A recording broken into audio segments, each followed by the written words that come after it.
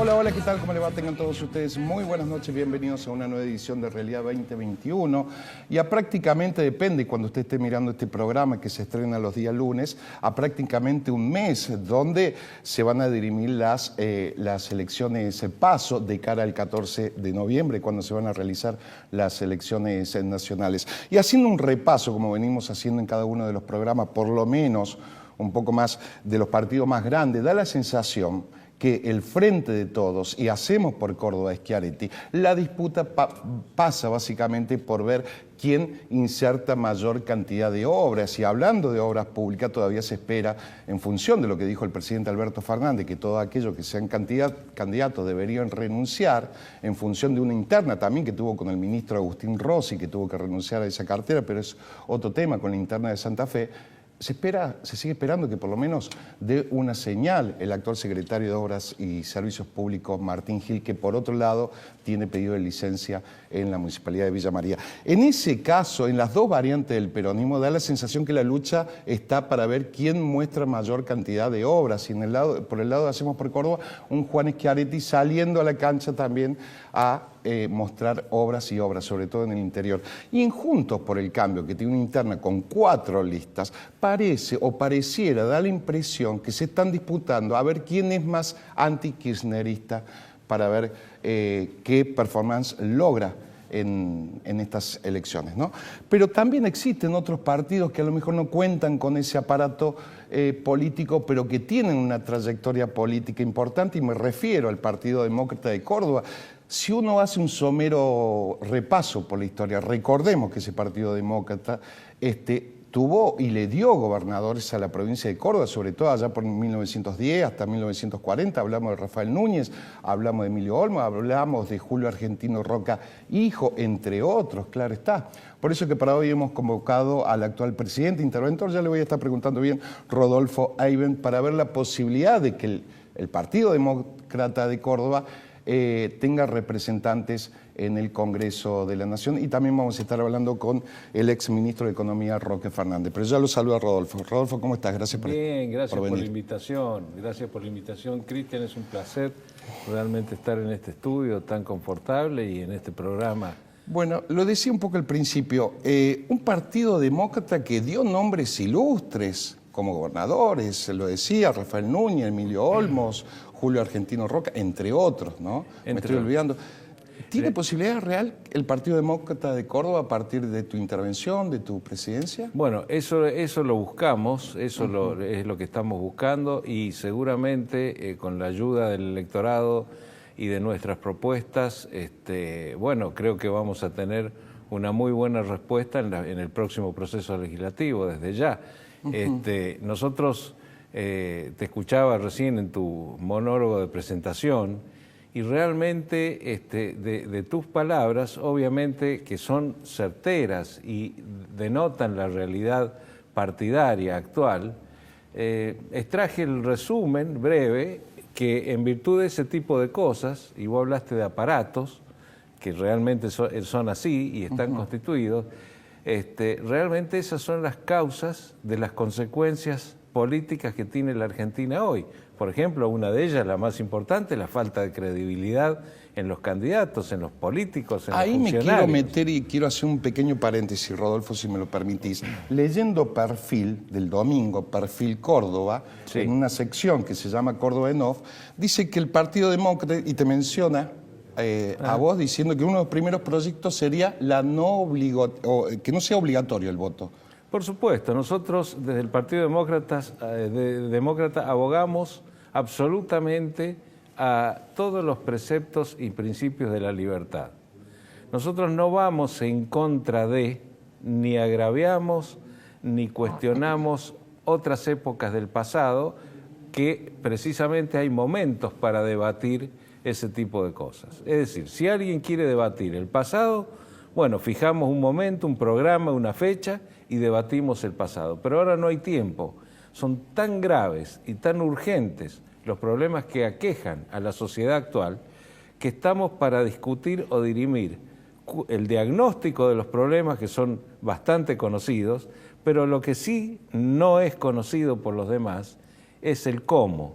Es decir, es el cómo vamos a hacer y cómo vamos a solucionar los problemas. Yendo a tu pregunta puntualmente, yo no sé por qué el voto debe ser obligatorio. Bueno, Chile a partir del 2012 no es obligatorio, No es ni hablar de obligatorio, Estados Unidos, ni por hablar de ejemplo, Estados Unidos, ni hablar de una serie de países donde el voto no es obligatorio, porque eso en definitiva termina jugando en contra. O sea, si yo soy legislador nacional, si a mí me tocara en suerte ocupar una banca en la honorable, y reitero este término, en la honorable Cámara de Diputados, aunque hoy no tenga en la realidad ese calificativo o no lo merezca del todo, en la honorable Cámara de Diputados de la Nación, el primer proyecto que yo voy a presentar, o uno de los primeros, será la no obligatoriedad para ir a votar. del voto.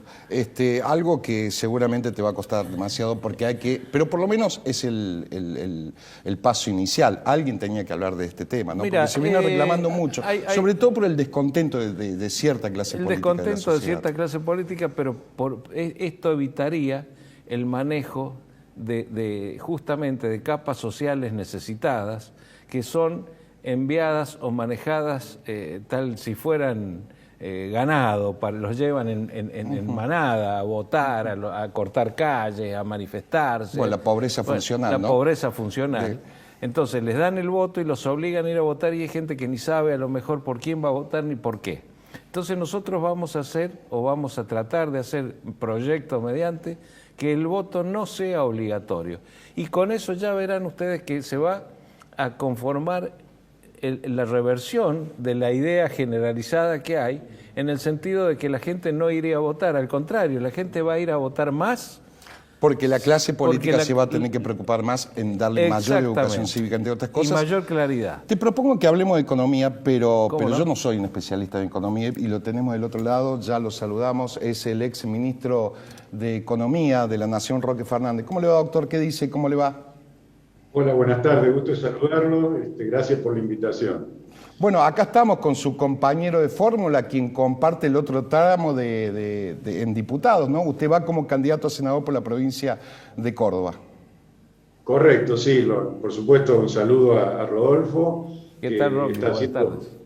Está haciendo un gran trabajo, prácticamente gracias a él es que hemos podido empezar la normalización del Partido Demócrata, un partido histórico que... Tarea no fácil, para nada doctor. fácil, no, para nada fácil, y bueno, tuvimos la suerte de que Rodolfo se involucrara en esto, que pusiera el cuerpo. Cuando me invitó a participar, por supuesto que le dije que sí inmediatamente. Creo que el problema de Argentina, si bien vamos a hablar de economía en todo lo que ustedes quieran, es un problema político. O sea, no es un tema que alguien pueda de repente poner un ministro de Economía iluminado y que sea capaz de resolver los problemas, ¿no?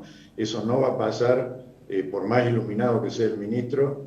El problema que Argentina tiene es de naturaleza política. Ahí Rodolfo estaba mencionando uno de los tantos problemas que tiene que ver con este tema de utilizar los subsidios estatales para condicionar el voto, que en realidad es lo que afecta el sistema democrático, y también la forma en cómo muchas cosas que el populismo que tiene la administración del poder consigue renovar su permanencia, casualmente. ¿Por qué? Porque los efectos de sus políticas solo se hacen evidentes en un plazo un poco más largo que la próxima elección. O sea, nosotros, evidentemente, cuando vamos a estar incursionando en esta nueva actividad electoral, legislativa, vamos a estar sufriendo las consecuencias de políticas hechas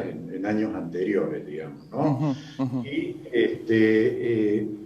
lo que sucede es que muchas veces las elecciones se van dando con cierta dinámica, donde también se puede ir cambiando o intentando cambiar la realidad a través de un relato diferente a lo que uno está observando. Hay veces que tienen éxito, pero muchas veces no. Yo creo que a la larga la realidad se impone sobre el relato, Y yo creo que eso es lo que está pasando ahora, porque hay mucha actividad en la prensa, hay mucha actividad en las redes, y eso es lo que está ayudando, en parte, a que la gente tome conciencia de que no ha estado bien representada políticamente, ¿cierto? O sea que verdaderamente los resultados que están teniendo, tanto en el área de salud como en el área de economía, no son buenos, y eso se está reflejando en las encuestas. O sea Los datos matan todo relato, ministro, resumiendo un poco lo que, exministro, lo que decía usted, ¿no? Quiero hacer un pequeño ping-pong, aprovecharlo y también hacerlo partícipe a Rodolfo. Martín Tetaz, uno de los candidatos ahí en la ciudad de Buenos Aires, dijo, entre otras cosas, y se lo quiero preguntar a usted porque fue presidente del Banco Central, que le tienen que dar más autonomía al Banco Central de la República Argentina, que el directorio sea elegido por el Congreso para quitarle la maquinita a imprimir al presidente, entre otras cosas, para reformar la Carta Orgánica del Banco Central. ¿Usted cómo lo ve? Yo hice eso cuando me tocó ser presidente del Banco Central. Lo primero que hice fue precisamente sacar una ley para la autonomía del Banco Central, pero no funcionó. Y voy a tratar de explicar en breve tiempo un tema técnico, pero es importante. Lo que pasa es que el Banco Central, por más que uno haga una carta orgánica donde los legisladores elijan a los miembros del directorio, siempre termina siendo un órgano perteneciente al Poder Ejecutivo. Entonces, si hay un conflicto entre el presidente del Banco Central y el presidente de la República, el presidente de la República directamente puede despedir al presidente del Banco Central por más que haya sido puesto por un Congreso o el Poder Legislativo, porque digamos una atribución propia del Poder Ejecutivo, y eso no se logra simplemente por esa intervención legislativa. Por eso, cuando a mí me tocó participar en la redacción de la Constitución del 94, sí. Hablamos de un banco federal. El Banco Federal significa que los representantes del directorio del Banco Central, en una de las propuestas, los nombran las provincias. Entonces hay un directorio que pueden ser uno por provincia, uno cada 2 provincias, claro, lo que haga falta. Son muchas provincias, son 24, pero supongamos que van rotando y siempre hay un directorio de 12 representantes de las provincias. Eso significa que, y entre esos 12 pueden nombrar un presidente. Ahora, ¿qué es lo que sucede? Si se genera el conflicto entre el presidente de la Nación y el presidente elegido por los directores nombrados por los gobernadores, sale el presidente del Banco Central, pero son los representantes de las provincias los que nombran al nuevo presidente. Claro, o sea, que claro, el presidente claro. Que se enoja porque el presidente del Banco Central no le dio plata porque quería... Bueno, pasó algo similar con Martín Redrado en su momento, ¿no? Exactamente. Entonces nosotros, a pesar de que esa carta orgánica yo trabajé mucho en hacerla, me di cuenta que tenía ese defecto. O sea que si vamos a hacer una nueva carta orgánica, yo creo que es fundamental para estabilizar el país. Tenemos que buscar la defensa de la estabilidad del Banco Central, tiene que ser la federación de provincias. Seguro. Que verdaderamente van a ir reponiendo o cambiando las cosas que hagan falta. Y eso significa de que ya la dominancia que tiene el Poder Ejecutivo sobre el Banco Central desaparece. Seguro. Ahora quiero que hablen entre los dos porque supongo que deben haber aunado los criterios para poner en práctica, en caso de llegar al Congreso de la Nación, el tema, Rodolfo, de que cada jurisdicción tenga su política exterior, de comercio exterior particular, para no pasar exactamente por la aduana. Bueno, supongo que ahí se han puesto de acuerdo. Ahí sí, hay que completar un poquito el concepto, pero agregando a lo que bien habla Roque de la federalización del Banco Central, cabe agregar solamente esto como aclaratorio, es decir, las garantías soberanas que la Argentina da como garantía a sus títulos de deuda externa o a créditos que toma a veces en el exterior, como garantía soberana que implican la anuencia o la integración de toda la Argentina como garantía. Es decir, eso arrastra a las provincias absolutamente en la firma de una garantía del presidente de la Nación Seguro. o de su ministro de Economía. Por lo tanto, debe ser federal el directorio del Banco Central y deben estar representadas las provincias en sus decisiones de directorio en virtud de las garantías que tienen que Seguro, otorgar. seguro. Y ya no sería una sola persona la que firma, sino que debería Consensuar, entre otras cosas. Lo que hablábamos, lo que tú me preguntabas recién, se trata de un proyecto que vamos a presentar acerca de la regionalización económica del país, dividiendo la Argentina en 5 regiones, constituyendo Provincia de Buenos Aires y Capital Federal una región per se, y las demás, las 4 restantes, el resto del país. Debería haber un ministro coordinador por región, un ministro de Comercio Exterior y o Producción por región, donde se maneje el comercio exterior importando los insumos que fuera menester para la industria y exportando los commodities que produzca cada región o los productos terminados que se produzcan. ¿Y esto en qué favorecería? Esto favorecería en los aparte, creo, del federalismo, de un verdadero federalismo, porque verdadero hablamos de un federalismo hoy de mentiritas, si se quiere. Exactamente, no sería un federalismo de mentirita, como bien dices vos, sino un federalismo cercano a una verdad absoluta, porque cada región manejaría su propio comercio exterior de exportación e importación, no pasando por la aduana de Buenos Aires. Sería ahora, ministro Roque, ¿y usted cómo lo ve que ha sido ministro de Economía? Digo, los porteños no van a querer resignar esa caja que se llama aduana. Bueno, yo escribí casualmente un libro sobre el populismo donde trato este tema. Si bien no entro en la profundidad de la división de regiones, sí miro la historia nuestra. O sea, nuestra historia. Tuvimos 50 años de guerras civiles precisamente por quién administra la Caja del Puerto. O sea, cuando Urquiza derrota a Rosas, sí, pone la Constitución y se establece el régimen federal, queda un artículo donde dice que las rentas de la aduana pertenecen a la nación. No pertenecen a los porteños ni al Poder Ejecutivo, pertenecen a la nación federal. Entonces, ¿qué es lo que pasa en cómo está operando esto? Que también es una distorsión en la interpretación de la Constitución. Esto significa que es una caja, la renta de la aduana, que el Poder Ejecutivo puede manejar a discreción cuando todos esos impuestos son pagados y recaudados por productores y por consumidores de todo el país. O sea, ¿por qué no puede ser objeto de coparticipación? Casualmente, utilizando este artículo de la Constitución donde dice pertenecen a la nación, han hecho una interpretación arbitraria como diciendo, bueno, esto pertenece al Poder Ejecutivo y el Poder Ejecutivo decide a quién le da en función de decide a su quién le da. paladar político. Exactamente, con lo cual, ¿para qué tuvimos 50 años de guerras civiles para establecer un federalismo si la Caja volvió a ser unitaria en el gobierno central? O sea que eso es una seria distorsión en cómo se ha interpretado la Constitución. Seguro. Y bueno, las soluciones que existen son precisamente discutir estos temas. Seguro. Roque Fernández, lo quiero despedir. Ya seguramente va a estar en Córdoba y va a estar en el piso, seguramente, para seguir hablando ahora con Rodolfo.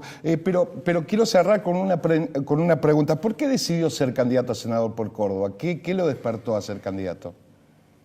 Bueno, por lo que le decía al principio, yo le estuve trabajando tratando de unir a todas las fuerzas del centro, sin ser yo personalmente candidato, sino traté de empezamos con la unión entre el Partido Demócrata y el Partido Autonomista y invitamos a muchas otras fuerzas. Pero cuando se fue avanzando y acercando los límites de las elecciones, siempre la competencia y la militancia saludable, si se quiere, de los distintos espacios, hizo que fuera muy, muy difícil llegar a verdaderamente armar ese espacio. Pero estas elecciones nos va a decir cuánto pesamos cada uno políticamente, y ahí nos vamos a volver a sentar a conversar. ¿Cuántos pares son 3 botines, como dicen los cordobeses? Entonces ahí nos vamos a volver a sentar a conversar para unir sin falsas expectativas, porque ya vamos a saber cuánto representa cada uno. Seguro.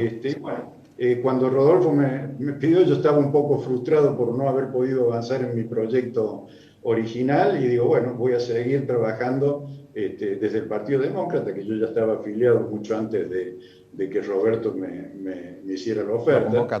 De Rodolfo, perdón, de Rodolfo.